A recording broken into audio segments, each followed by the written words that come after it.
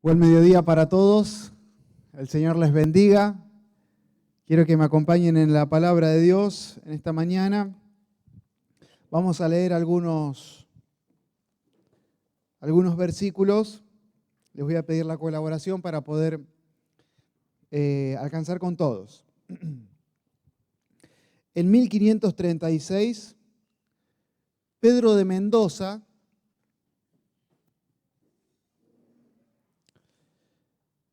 llega a lo que hoy es, acá cerca, donde va luego a entrar a Buenos Aires, lo que va a ser Buenos Aires. Ellos desembocan acá esperando un barco que venía con provisiones, el cual nunca llegó. Pero estando en esa espera, estos españoles hacen un fuerte acá en Buenos Aires en el cual poder habitar. Y habitando en este fuerte, muy precario, porque estaban en una condición muy deplorable, empiezan a combatir con tres enemigos. Los yaguaretés, era una selva esto. El grupo de aborígenes querandíes, que habitaba lo que es Buenos Aires y Santa Fe hoy. Y el tercer enemigo, el súper y extremadamente poderoso enemigo, que es el hambre. Empezaron a tener mucho hambre. Pedro de Mendoza cuenta la historia que siempre comía, porque era el jefe y porque además estaba enfermo. Entonces siempre a su tienda llegaba alguna codorniz, alguna paloma, siempre él comía. Pero de la tienda de él para afuera el panorama era otro. Los soldados estaban muriendo de hambre. Y no pudiendo aguantar más el hambre, Pedro de Mendoza ordena agarrar la suela de los zapatos del calzado que traían estos españoles, ponerlas en aguas hasta que se ablandan y masticar esas suelas. Pero el hambre seguía avanzando. Ya hacía 3 semanas que no comían, cuenta la historia. Entonces, en una noche en donde sucumbió el hambre, 3 soldados agarran un caballo del ejército, lo matan y lo comen. Grave error. El caballo era considerado sagrado en el ejército. Al día siguiente, cuando se enteraron que faltaba un caballo, empezaron a investigar quién lo había comido. La requisa, la investigación fue muy sencilla de hacer. Simplemente bastó mirar el color de la piel de los soldados. Obviamente aquellos que habían comido se mostraban rosados en comparación con los que no habían comido, que estaban pálidos. Siempre comer tiene evidencias. Y en el ámbito espiritual también. Nosotros podemos alegar, sí, yo estoy comiendo, yo estoy cenando con Jesús. Bueno, vamos a entrar a esta sala de evidencias si estamos comiendo o no con el Señor Jesucristo. Saben que lo que no se puede medir no se puede mejorar, de manera que esto va a ser un test, vamos a tener el diagnóstico y vamos a poder mejorar o vamos a poder empezar a cenar con el Señor Jesucristo. Quiero darte algunas evidencias de haber comido con el Señor Jesucristo. Vamos a buscar 1 Juan capítulo 3, verso 2. Y voy a nombrar que la primer evidencia de haber comido es la pureza. ¿Hay cada vez más santidad en tu vida? ¿Tu santidad está progresando? ¿Ves que tu carácter va mejorando? ¿Estás todavía patinando siempre en el mismo pecado? ¿Sabes que la pureza, el progreso en la pureza, el progreso en la santidad es una evidencia de que estás cenando con el Señor Jesucristo? Alguien que me lea, por favor, 1 Juan capítulo 3, versículo 2.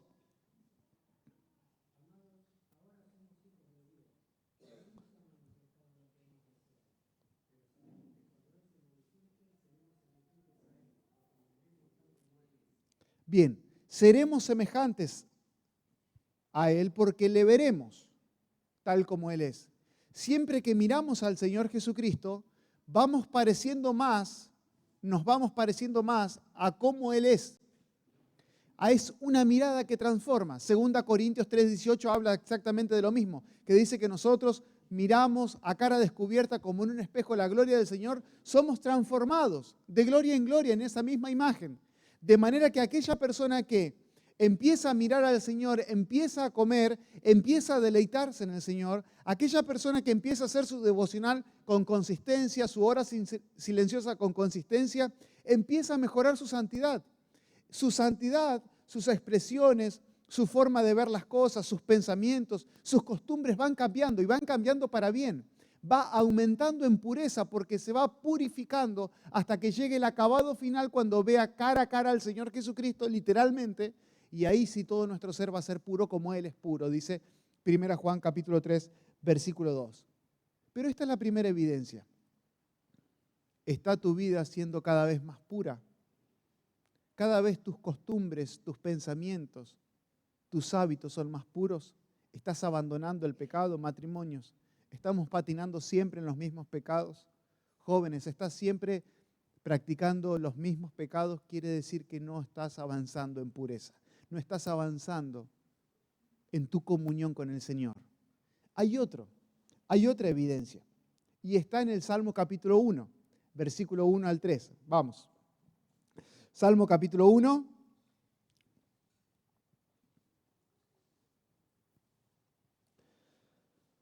Versículo 1 al 3. Al 3.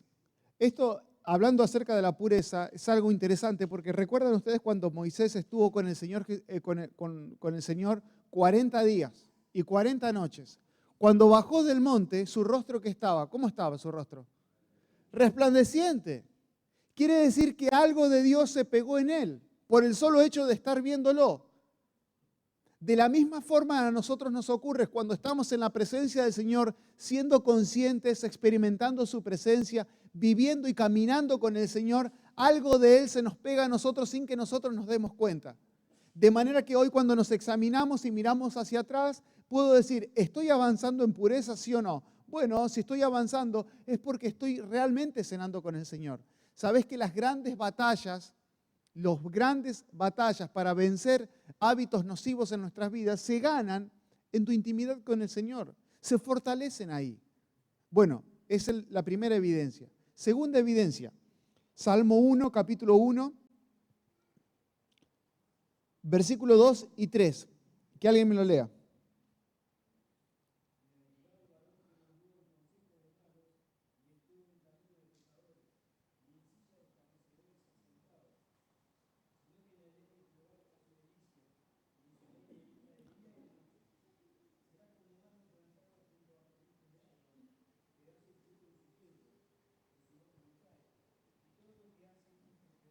Bien, perfecto. Todo lo que hace prosperará. ¿No me anda? Ponelo, Leo.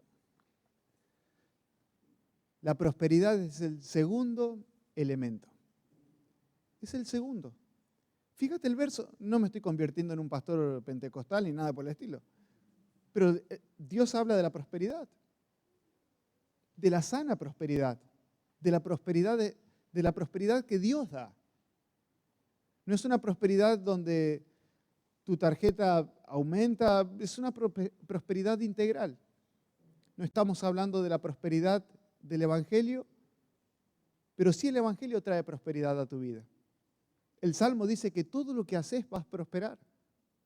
Pero ¿cuándo la persona va a prosperar? Bueno, cuando te deleitas en la ley del Señor de día y de noche. Ese hábito que nosotros comentábamos anoche de cenar con el Señor. Entonces, a tu vida, ¿la caracteriza más la palabra prosperidad o la caracteriza más la palabra fracaso? Porque el texto bíblico dice que todo lo que hace va a prosperar, en todos los aspectos de tu vida. Vas a estar prosperando. No quiere decir que todo te salga bien, exactamente bien, te saques 10 en todas las materias, pero sí va a haber un progreso en tu vida.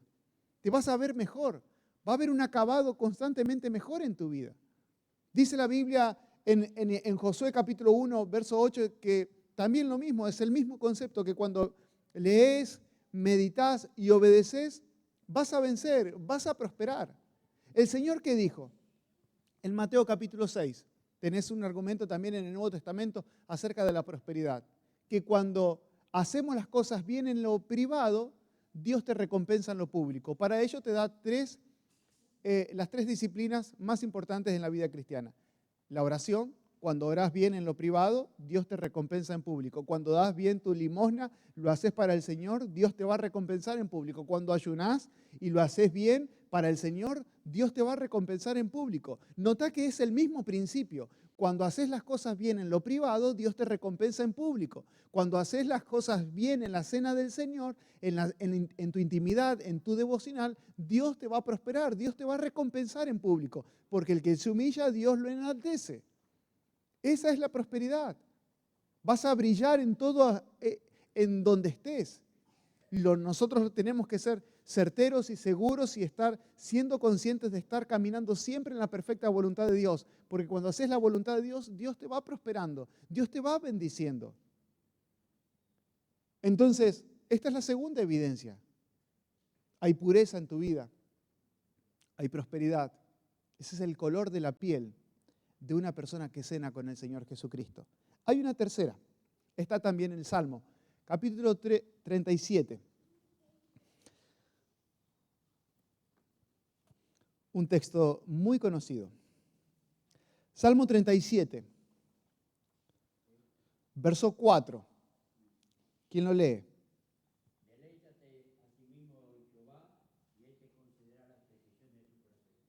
Bien.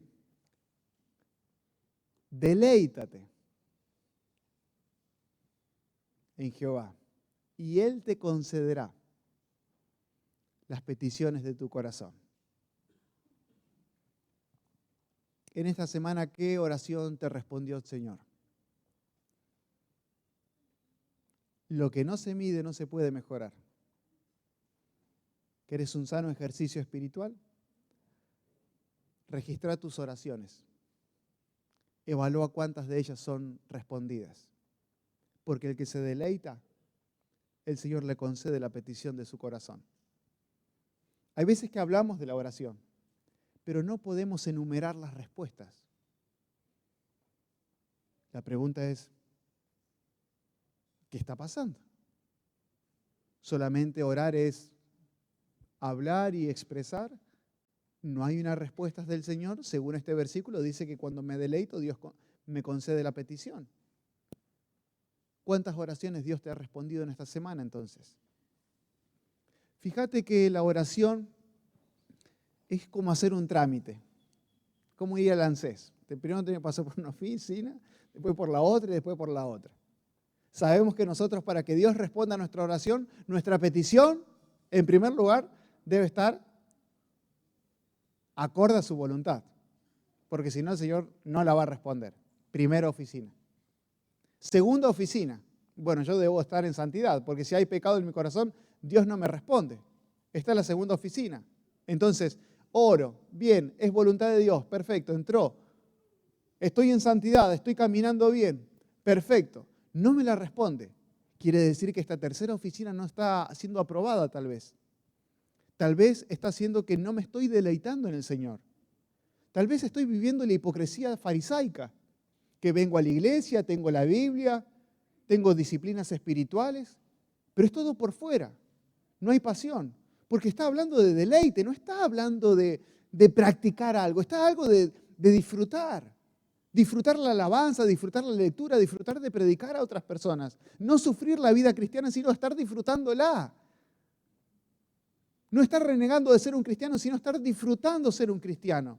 Y cuando uno se deleita en el Señor, Dios te concede la petición de tu corazón. De manera que estas peticiones son cosas tangibles que te permiten ver si estás deleitándote en el Señor o no. Hay una cuarta. Y está en Mateo, capítulo 10, versículo 27. Mateo capítulo 10, verso 27. Esta es la piel rosada de una persona que ha comido la pureza, la prosperidad, las peticiones, la palabra. capítulo 10, verso 27. Dice, lo que os digo en tinieblas, decidlo en la luz. Y lo que oís al oído, proclamadlo desde las azoteas. ¿Qué es esto de la palabra? Mirá,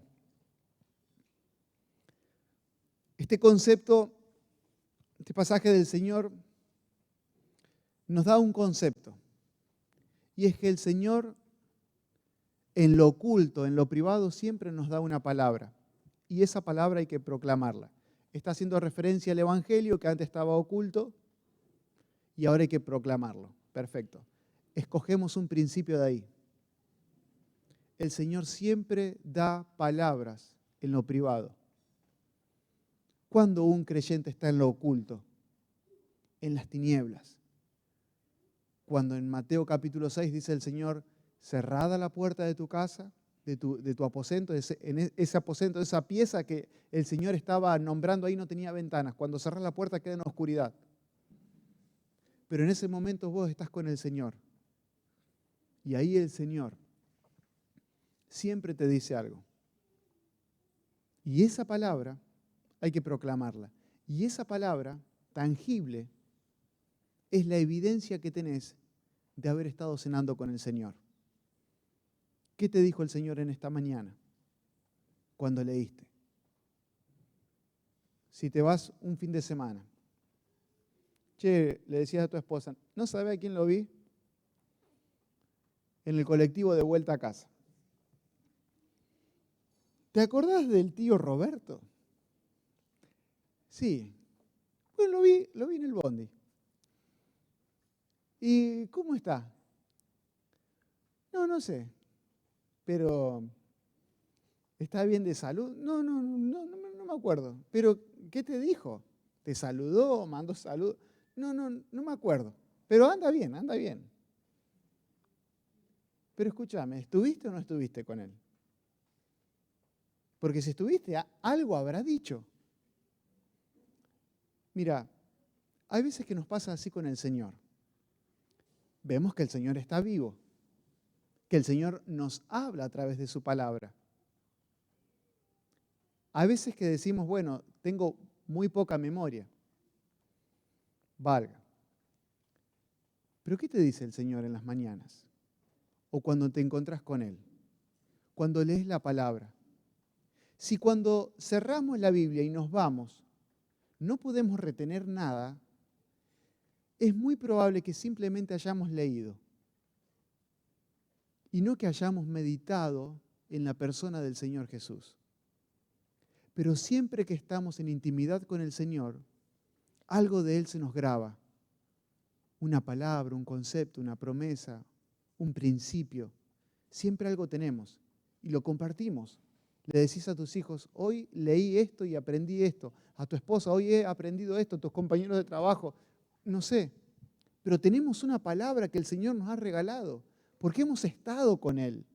Mira, fíjate lo que dice Jeremías, capítulo 23, verso 22. Que alguien me lo lea. Por ejemplo, de Moisés se dice que Moisés recibió palabra de vida que darnos. Siempre que estamos en la intimidad del Señor, tenemos la autoridad para poder predicar al Señor. Jeremías capítulo 23, versículo 22. ¿Quién lo tiene?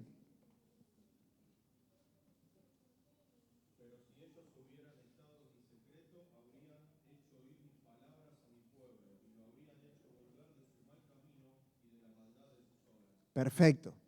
Si ellos hubieran estado en mi secreto. ¿Cuál es el secreto del Señor? Es la intimidad. Es el momento de comunión. Cuando estamos en el secreto del Señor, o en lo privado, o en las tinieblas, acá en la tiniebla de a lo que se refiere Mateo 10, 27, cuando estamos en ese momento disfrutando del Señor, el Señor nos da una palabra. Y esa palabra que el Señor nos da es una palabra fresca, poderosa.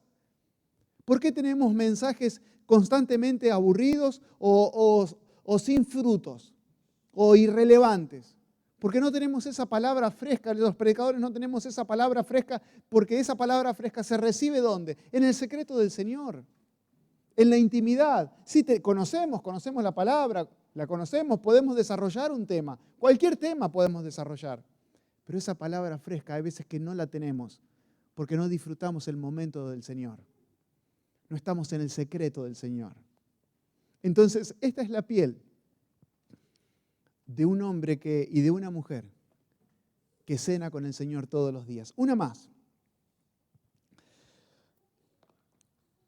En Mateo capítulo 17 hay una palabra en donde me llama mucho la atención y es muy fuerte porque recuerdan aquel episodio donde el Señor Jesús toma a 3 de sus discípulos, se va al monte, se transfigura delante de ellos, pero 8 de sus discípulos han quedado abajo.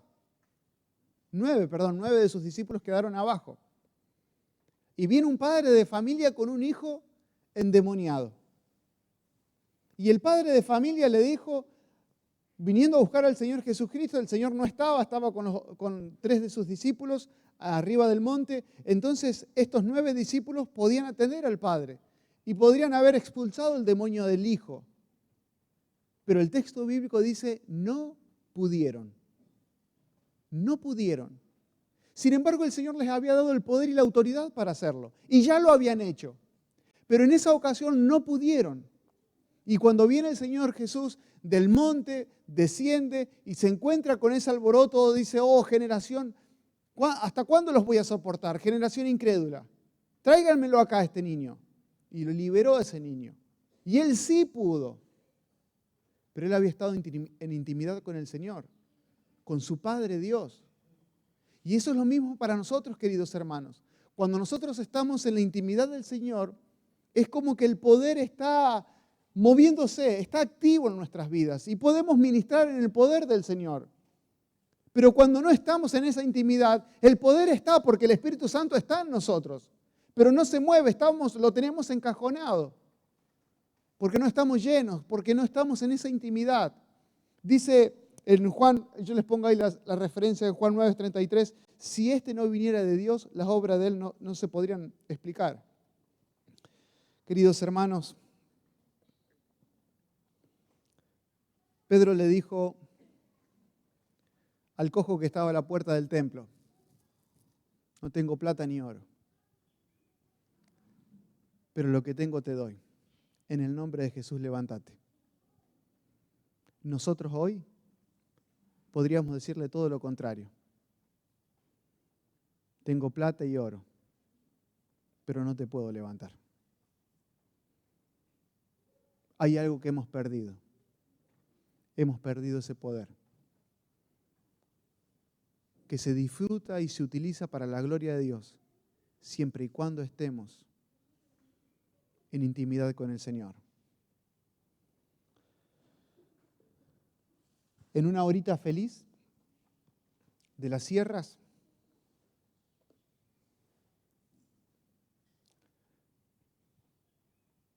estaban terminando la actividad, los chicos ya se estaban yendo y una chica poseída por un demonio, empezó el demonio a manifestarse en la jovencita. Se hizo un revuelo bárbaro en la calle de tierra de la horita feliz. Los profes no sabían qué hacer. No tuvieron mejor idea que entre varias personas agarrar a esta jovencita, ponerla en el auto y llevarla hasta el hospital más cercano. Mientras iban en el auto, no la podían tener adentro. Casi chocaron un par de veces. ¿Acaso no había nadie en el poder del Señor para ordenar a ese demonio que se vaya de la joven?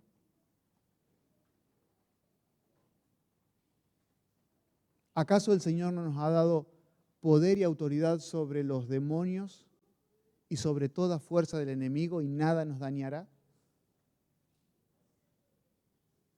Al principio del ministerio, cuando empezamos a tener todos estos casos, yo decía, yo no estoy preparado para esto. Siempre vine de una línea que Satanás, los demonios, eran una realidad, pero eran teoría. Y después empezamos a ver que eran una realidad. y había que actuar. Pero no estoy capacitado, nunca hice un curso para esto. La palabra de Dios. Cuando estamos llenos de Dios, llenos de la palabra, el siervo de Dios está preparado para toda buena obra. Pero tiene que estar con ese poder del Señor, en la intimidad del Señor. Los demonios y toda fuerza del enemigo no obedecen a la voz del predicador ni del siervo. Se van a sujetar al nombre de Cristo Jesús. Pero debo estar en ese poder. Estaba escuchando, esta es la piel que deberíamos tener todos, queridos hermanos, todos. Y el Señor detecta, así como Pedro de Mendoza detectó fácilmente quién había comido el caballo, el Señor también conoce y comprende sin esforzarse quién ha cenado con el Señor y quién cena con el Señor. Hace muchos años, un par de años, no muchos, habían venido a comer, en Quilino hace mucho calor, y vinieron a comer mis suegros. ¿Vieron el dicho, cayó piedra sin llover? Cayeron. Bueno, a atenderlos. Y esto crea un tema, porque si los tratás mal, pecás. Y si los tratás muy bien, siguen viniendo, así que no sabes cuál es peor. Pero bueno, vinieron. Y estábamos por comer un mediodía de mucho calor. Y a mi suegro le gusta tomar una priti. Bueno, me dice, anda a comprarme una priti. Bueno, así que agarro la bicicleta, camino de tierra, voy hasta un mercadito que hay como a la vuelta a buscar una priti, el mediodía. Abro la exhibidora y ahí estaban. Y agarro la primera, estaba casi natural. No. La segunda, ya estaba un poco más fresca. La tercera estaba muy linda. La cuarta ya estaba transpiradita. Le digo, esta es. Había una quinta, pero estaba muy fresca, estaba ideal. Yo agarré la cuarta y me voy. La pagué, obviamente. Y voy pensando, qué paradójico. La que estaba más exhibida estaba en menos condiciones para ser usada. Pero la que estaba más escondida estaba en las mejores condiciones para deleitar a alguien. Y pienso en el deleite que Dios quiere en nosotros. Hay veces que lo exhibido, lo de la pantalla, hay veces el que está acá adelante se lleva toda la mirada, pero hay veces que no está apto. Y el Señor quiere lo que está oculto, lo que está metidito en su presencia, lo que está disfrutando de su santidad, de su presencia. Es ese joven que se deleita en el Señor, a esa jovencita que se está deleitando en Cristo Jesús, a ese hombre mayor que sigue apasionado por su Señor, a esa mujer grande de edad también que sigue enamorándose de su Señor cada vez más. Es a esos a los cuales el Señor va a agarrar de allá, de atrás de la exhibidora, y quiero decir, con ellos quiero servir. Con ellos quiero ganar personas. Con ellos quiero edificar mi iglesia. Con ellos quiero ganar, quiero edificar, quiero fortalecer. Son ellos. Queridos hermanos, vayamos adentro. Nos metamos al secreto del Señor. Empecemos a disfrutar cada vez más del Señor y permitamos que el Señor se deleite en cada uno de nosotros. Cerremos nuestros ojos. Vamos a orar a nuestro Dios. que de hoy en más podamos tener esta piel, la pureza, la prosperidad, las peticiones, la palabra, el poder. Que no persigamos esto, que esto nos persiga a nosotros. No busquemos las añadiduras, busquemos el reino en primer lugar. Y todas las otras cosas vendrán, sí, por añadidura. Gracias, Señor, te damos por tu presencia en nuestras vidas. Pero, Señor, te amamos, nos deleitamos en ti. Pero, Señor, somos como aquellos que están a la orilla. Queremos entrar. Estamos en tu río, pero a los tobillos. Queremos entrarnos, Señor. Queremos avanzar en profundidad contigo. Queremos deleitarnos contigo cada día, Señor. Fortalece nuestra comunión contigo. Oh, Señor, que nuestra piel brille, que nuestra piel evidencia que estamos en tu presencia todos los días.